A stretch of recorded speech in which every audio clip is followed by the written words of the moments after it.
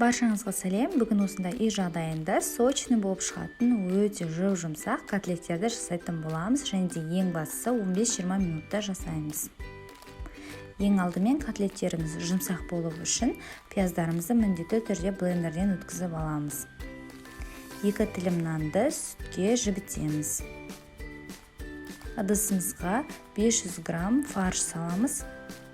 Яғни тартылған етімізді салғаннан кейін үстіне тартылған бір дана жуамызды, бір жұмыртқа саламыз.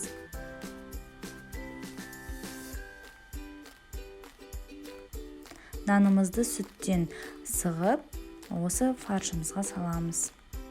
500 грамм тартылған етке жарты қасық тұз, қара бұрыш және қалауыңыз бойынша дәмдеуіштер салсаңыз болады.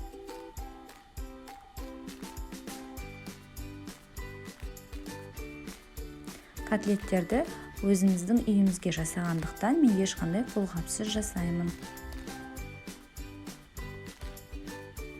Жақсылап араластырып болғаннан кейін міндетті түрде фаршты толығымен алып, жерге қарай осылай ұрамыз ыдысқа.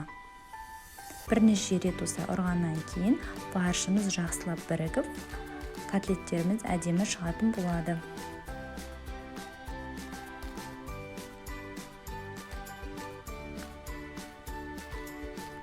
Осынша тартылған еттен менде 10 котлеттей шықты.